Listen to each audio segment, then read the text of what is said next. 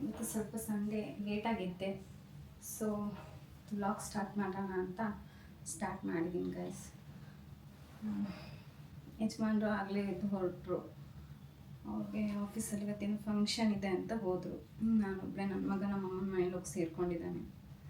So ಒಬ್ಬಳೇ, ಸ್ವಲ್ಪ ಹುಷಾರು ಇರಲಿಲ್ಲ, ಸೊ ಲೇಟಾಗಿದ್ದೆ.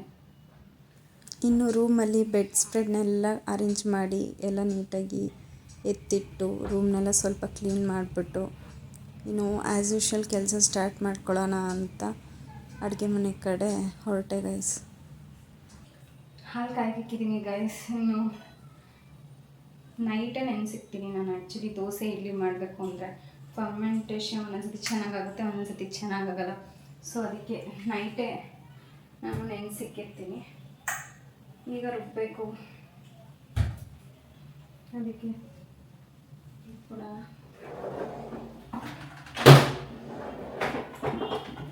ಹಾಲು ಕಾಯ್ತಾ ಇದೆ. ಕಾಫಿ ಕುಡಿಲ್ಲ ಇಲ್ಲ ಕಷಾಯ ಕುಡಿಲ್ಲ ಅಂತ ಯೋಚನೆ ಮಾಡ್ತಾಯಿದ್ದೀನಿ. ಆ್ಯಕ್ಚುಲಿ ಇವತ್ತು ನೆಲ್ಲಿಕಾಯಿ ಜ್ಯೂಸ್ ಇಲ್ಲ, ಮಾಡಿಲ್ಲ, ಯಾರೂ ಇಲ್ಲ ನಮ್ಮ ಒಬ್ಬಳೆ ಅಂತ. ನಮ್ಮ ಯಜಮಾನ್ಗಳನ್ನ ನನ್ನ ಮಗನೂ ಇಲ್ಲ, ಇಬ್ಬರು ಈಚೆಗೆ ಹೋಗಿದ್ದಾರೆ. ಸೊ ಅದಕ್ಕೆ ನಾನು ಒಬ್ಬಳೆ ಅಲ್ವಾ. ಶೆಟ್ ಕರೆಂಟ್ ಇಲ್ಲ. ರುಬ್ಬಣ ಅಂತ ಬಂದೆ, ನೋಡಿದ್ರೆ ಕರೆಂಟೇ ಇಲ್ಲ. ಏನು ಮಾಡೋದು ಗೊತ್ತಿಲ್ಲ. ಈಗ ಆ ಪಾಯಿಂಟ್ ಹಾಕ್ಕೊಂಡು ಗ್ರೈಂಡ್ ಮಾಡ್ಕೊತೀನಿ. ನಮ್ಮದು ಸೋಲಾರ್ ಇದೆ, ಎಲೆಕ್ಟ್ರಿಕ್ಗೆ ಪ್ರಾಬ್ಲಮ್ ಏನಿಲ್ಲ. ಕರೆಂಟ್ ಹೋದ್ರೂ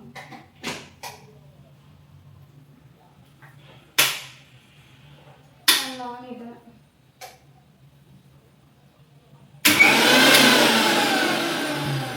ಸದ್ಯ ಕರೆಂಟು ಸೋಲಾರ್ದಿದೆ. ಸೊ ಇಡ್ಲಿಗೆಲ್ಲ ರುಬ್ಕೊಂಡ್ಬಿಡ್ತೀನಿ.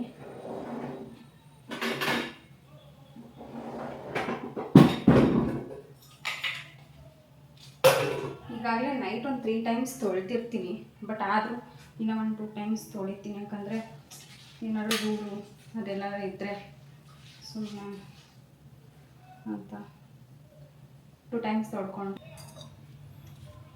ಇಡ್ಲಿ ತೊಳೆದಿದ್ದು ನೀರನ್ನೇ ನಾನು ಬಿಸಾಕಲ್ಲ ಗೈಸ್.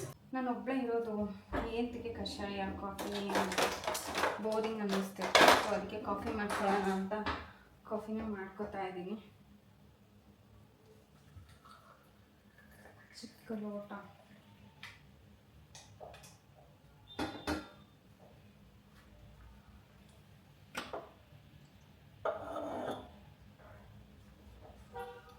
ಇದು ಬಂದು ಜಾಗ್ರಿ ಸಿರಪ್ಪು, ಮನೆಯಲ್ಲೇ ಮಾಡಿರೋದು, ಹೋಮ್ ಮೇಡು.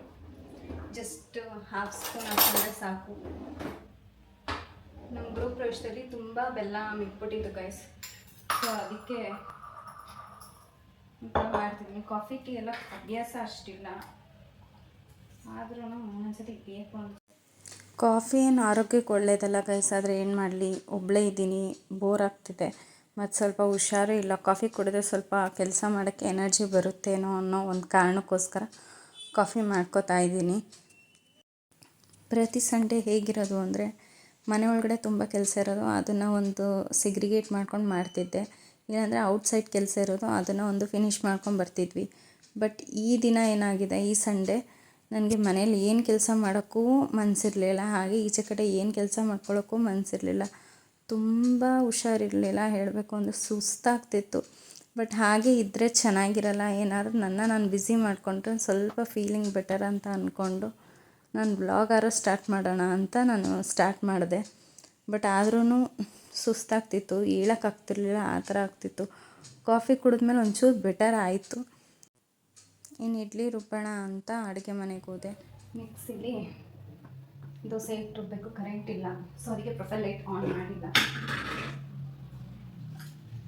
ಚೆನ್ನಾಗಿ ತೊಳೆದಿದ್ದೀವಿ, ತೊಳೆದು ರುಬ್ಬಿಟ್ಬಿಟ್ರೆ ನಾಳೆ ನಾಷ್ಟ, 2 ಡೇಸ್ ನಾಷ್ಟ ತಲೆನೋವು ತಪ್ಪುತ್ತೆ. ದೋಸೆ ಇಡ್ಲಿ ನನ್ನ ಫೇವ್ರೆಟ್.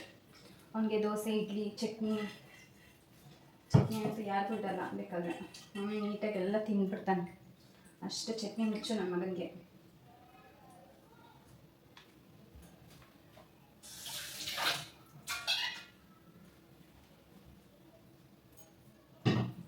ಕರೆಂಟು ಸೋಲಾರ್ ಹೋಗಿದೆ, ಬಟ್ ಹತ್ರ ಕರೆಂಟ್ ಇದೆ.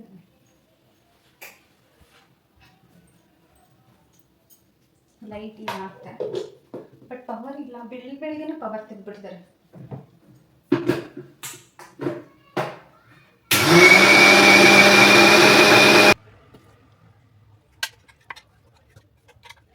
ಗೈಸ್, ಇದಕ್ಕೆ ನಾನು ಉಪ್ಪು ಸೋಡಾ ಇದೆಲ್ಲ ಏನೂ ಹಾಕಲ್ಲ. ಜಸ್ಟ್ ಹೀಗೆ ಒಂದು 10 ಮಿನಿಟ್ಸ್ ತಿರುಗಿಸ್ತೀನಿ. ಉಪ್ಪು ಸೋಡಾ ಏನೂ ಹಾಕಿ ಫರ್ಮೆಂಟ್ ಮಾಡಲ್ಲ ನಾನು, ಜಸ್ಟ್ ಹಾಗೆ ಫರ್ಮೆಂಟ್ ಮಾಡೋದು. ಚೆನ್ನಾಗಿ ಒಂದು 10 ಮಿನಿಟ್ಸ್ ಆರ್ 15 ಮಿನಿಟ್ಸ್ ಈ ಥರ ತಿರುಗಿಸ್ತೀನಿ. ಇದೇ ಥರ ಒಂದು 10 ಮಿನಿಟ್ಸ್ ಟ್ವಿಸ್ಟ್ ಮಾಡ್ತಾನೆ ಇರ್ತೀನಿ. ಆ್ಯಂಟಿ ಕ್ಲಾಕ್ ವೈಸು ಚೆನ್ನಾಗಿ ಫರ್ಮೆಂಟ್ ಆಗುತ್ತೆ. ಅದಕ್ಕೋಸ್ಕರ ಈ ಟ್ರಿಕ್ಸ್ ಉಪಯೋಗಿಸ್ತೀನಿ.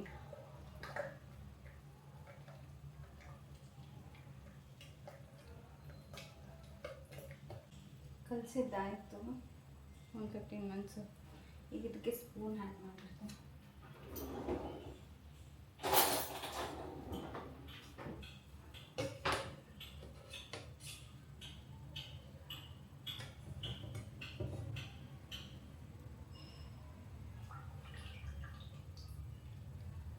ಈ ವಾಟರ್ನೆಲ್ಲ ಡೈಲ್ಯೂಟ್ ಮಾಡಿ ಸ್ವಲ್ಪ ಜಾಸ್ತಿ ನೀರು ಹಾಕಿ ಗಿಡಗಳಿಗೆ ಹಾಕ್ಬಿಡ್ತೀನಿ.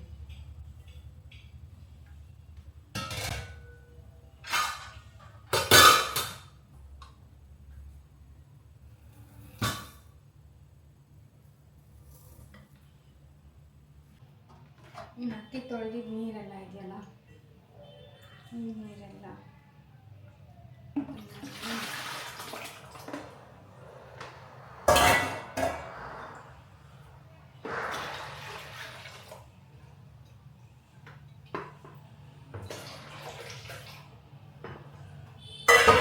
ಈ ನೀರಿಗೆ ಫುಲ್ ಟಬ್ ನೀರು ಮಾಡಿಬಿಟ್ಟು ಗಿಡಗಳಿಗೆಲ್ಲ ಡಿಸ್ಟ್ರಿಬ್ಯೂಟ್ ಮಾಡ್ಕೊತೀವಿ.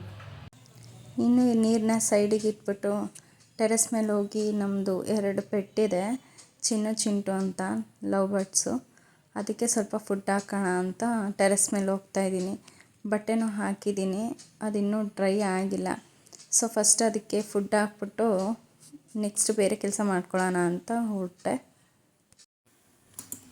ಇನ್ನು ಚಿನ್ನುಗೆಲ್ಲ ಫುಡ್ ಹಾಕಿದ್ದಾಯಿತು. ಇನ್ನು ಟೆರೆಸ್ ಕಸ ಗುಡಿಸ್ಬಿಡೋಣ ಅಂತ ಕಸ ಗುಡಿಸ್ದೆ. ಬಟ್ ಅದು ವೀಡಿಯೋ ಏನಾಗಿದೆ ಅಂದರೆ ನಾನು ಆನೇ ಮಾಡಿಲ್ಲ, ಅದರಿಂದ ಅದು ವೀಡಿಯೋ ಕ್ಯಾಪ್ಚರೇ ಆಗಿಲ್ಲ. ಇನ್ನು ಮೇಲ್ಗಡೆ ನನ್ನ ಹತ್ರ 2 ಗಿಡ ಇರೋದು, ಒಂದು ಲೆಮನ್ ಗಿಡ, ಇನ್ನೊಂದು ಬಂದು ಡ್ರ್ಯಾಗನ್ ಫ್ರೂಟು. ಅದು ಸೀಡ್ಸ್ ಹಾಕಿದ್ದೆ, ತುಂಬ ಚೆನ್ನಾಗಿ ಬಂದಿದೆ. ಅದು ಬೇರೆ ಗಿಡಕ್ಕೆ ಟ್ರಾನ್ಸ್ಪ್ಲಾಂಟ್ ಮಾಡಬೇಕು, ಇನ್ನೂ ಮಾಡಿಲ್ಲ. ಇನ್ನು ಈ ನಿಂಬೆಹಣ್ಣು ಗಿಡದಲ್ಲಿ ಫ್ಲವರು ಮತ್ತು ಫ್ರೂಟಿಂಗ್ 2 ಚೆನ್ನಾಗಾಗಿದೆ. ನೋಡಬೇಕು ಎಷ್ಟು ಫ್ರೂಟ್ ಫಾರ್ಮ್ ಆಗುತ್ತೆ ಅಂತ. ಅಪ್ಕಮಿಂಗ್ ಡೇಸಲ್ಲಿ ಗೊತ್ತಾಗುತ್ತೆ. ಈಗ ಸ್ವಲ್ಪ ಫ್ರೂಟ್ಸ್ ಅಂತೂ ಆಗಿದೆ, ನೋಡೋಣ ಮುಂದಕ್ಕೆ. ಇನ್ನು ಈ ಗ್ರೋ ಬ್ಯಾಗ್ ಎಲ್ಲ ನೋಡ್ತಿದ್ದೀರಲ್ಲ ಗೈಸ್, ಈ ಗ್ರೋ ಬ್ಯಾಗ್ ಬಂದು ನನ್ನ ಕಿಚನಲ್ಲಿ ಏನೇನು ಬರುತ್ತೆ ವೇಸ್ಟೇಜು, ಆ ವೇಸ್ಟೇಜ್ನ ತಂದು ಕಿಚನ್ ಕಾಂಪೋಸ್ಟ್ ಮಾಡ್ತಾಯಿದ್ದೀನಿ. ಕಿಚನ್ ವೇಸ್ಟ್ ಹಾಕಿ ಸ್ವಲ್ಪ ಅದ್ರ ಮೇಲೆ ಕೋಕೋಪೀಟ್ ಹಾಕಿ ಒಂದು 4 to 5 ಮಂತ್ಸ್ ಬಿಡ್ತೀನಿ.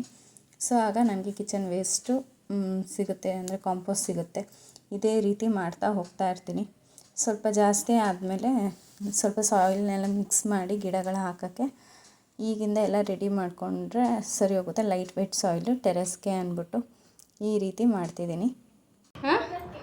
ಓದಕ್ಕೆ ನಿಮ್ಮ ಅಜ್ಜಿನ ಕರ್ಕೊಬಂದಿದ್ರೆ ನೀನು ಓದಕ್ಕೆ ಬಂದಿರಲ್ಲ ಬಿಡು. ಓದಕ್ಕೆ ಬಂದಿದ್ಯಾ? 100ಕ್ಕೆ 100% ಸುಳ್ಳು. ಕರೆಕ್ಟಾ? ನಾನು ವಿಡಿಯೋ ಮಾಡೋಣ ಚೆನ್ನಾಗಿಲ್ಲ.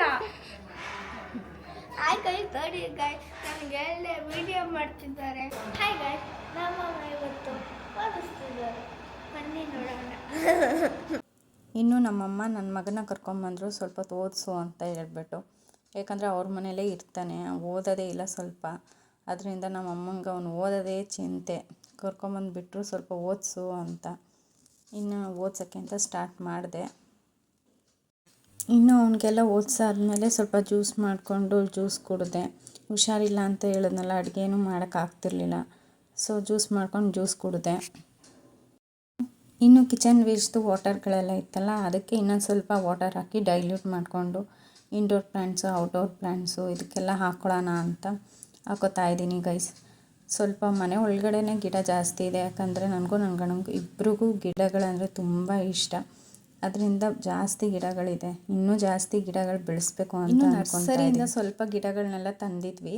ಒಂದು ವಾರ ಆದಮೇಲೆ ಅದನ್ನು ಟ್ರಾನ್ಸ್ಪ್ಲಾಂಟ್ ಮಾಡೋಣ ಅಂತ ಅಂದ್ಕೊಂಡಿದ್ವಿ. ಬಟ್ ಅದಕ್ಕೆ ಸ್ವಲ್ಪ ಹುಳ ಥರ ಆಗ್ಬಿಟ್ಟಿದೆ ನರ್ಸರಿಯಿಂದ ತಂದಿದ್ದು. ಇಷ್ಟ ಆಗಿದ್ದು ಫ್ರೆಂಡ್ಸ್, ಅದಕ್ಕೆ ಅದನ್ನೆಲ್ಲ ಹಂಗೆ ಹ್ಯಾಂಡಲ್ಲೇ ಅದನ್ನು ಹುಳಗಳನ್ನೆಲ್ಲ ತೆಗೆಯೋಣ ನಾನು ಲೇಸಿ ತೆಗಿತಾ ಇದ್ದೀನಿ. ನನಗೆ ಹುಷಾರು ಇರಲಿಲ್ಲ, ಆದರೂ ಒಂದು ವ್ಲಾಗ್ ಮಾಡೋಣ ಅಂತ ಅಂದ್ಬಿಟ್ಟು ಮಾಡಿದೆ. ಹೇಗಿತ್ತು ಅಂತ ಹೇಳಿ friends. Bye friends, have a great day.